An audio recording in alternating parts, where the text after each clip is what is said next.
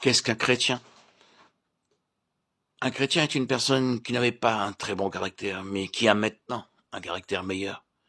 Une personne qui n'était pas de très bonne humeur, mais qui est devenue beaucoup plus joyeuse. Une personne qui n'était pas très courageuse, mais qui est maintenant très zélée.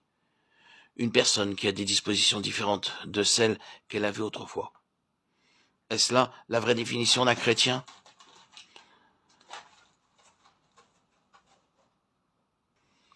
Amenons cette personne chez un docteur homéopathe et amenons-lui une personne très irritable. Donnons-lui une dose de, que dirait-on, de Nux vomica. Au bout de 2 ou 3 heures, elle sera alors de très bonne humeur.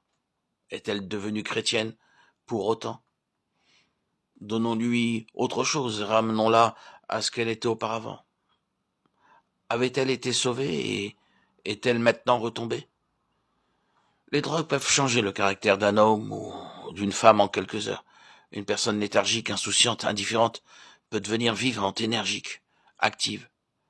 Une personne misérable, mécontente, morose, mélancolique, désagréable, irritable peut devenir aimable, dégagée de toute cette tension nerveuse qui la rendait si impossible et de toute cette digestion déréglée qui faisait d'elle quelqu'un d'insupportable.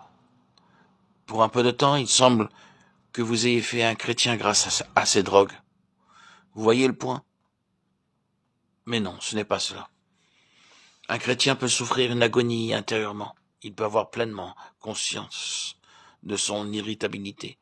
La tension à laquelle est soumis son système nerveux peut être telle qu'elle lui donnera intérieurement l'impression d'être un démon. Tout cela peut être physique, tout cela peut être nerveux, tout peut être un désordre et en désordre dans son système physique. Et cependant, tout au fond, tout à l'intérieur de cet homme, de cette femme, le fait éternel demeure. Il ou elle est un enfant de Dieu, né d'en haut. Et Christ en eux est entièrement autre. Et ce que l'enfant de Dieu éprouve dans son corps et dans son âme ne fait absolument pas de différence. Christ est autre. Où est la vérité? Si la vérité en ce qui concerne mon salut repose dans le domaine de mes sentiments, de mon système digestif, de mon organisme nerveux, je serai un pauvre chrétien. Car mes dispositions changeront de jour en jour selon le temps qu'il fait, ou autre chose encore. Oh non, la vérité, où est la vérité? Non pas ce que je suis, mais ce que tu es. C'est là qu'est la vérité. Vous connaîtrez la vérité vous affranchira. De quoi? De l'esclavage. De quel esclavage? Satan fait retentir ses chaînes de condamnation sur nous. Parce qu'aujourd'hui, nous ne nous sentons pas de bonne humeur. Nous sommes mal disposés. Nous nous sentons déprimés. Nous sentons la mort tout autour de nous. Nous sommes irritables. Et Satan s'approche et nous dit, tu n'es pas un chrétien. Tu es un beau chrétien. Et nous nous laissons accabler. Est-ce cela la vérité? C'est un mensonge. La seule réponse qui nous donnera délivrance et émancipation, ce sera, ce n'est pas ce que je suis, c'est ce qu'il est lui. Christ demeure le même. Il n'est pas ce que je suis variant ici-bas dans cette vie humaine, d'heure en heure et de jour en jour. Il est autre.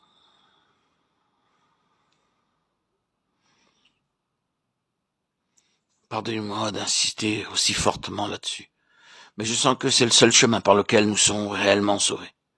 Car Jésus dit, je suis la vérité. Qu'est-ce que la vérité? C'est ce qui se dresse contre tous les arguments de Satan, qui est menteur et le père du mensonge. C'est ce qui nous délivre de ce moi faux que nous sommes. Oui, nous sommes un moi faux, nous sommes un paquet de contradictions. Nous ne pouvons jamais être certains de garder les mêmes sentiments pour un long temps, ni sûrs que nos convictions ne vont pas changer de direction. Oh non, ce n'est pas ce que nous sommes en nous-mêmes. C'est Christ. Vous voyez dans quelle fausse position nous pourrions nous trouver si nous étions sur cet haut niveau de notre propre nature, comme le diable pourrait se jouer de nous.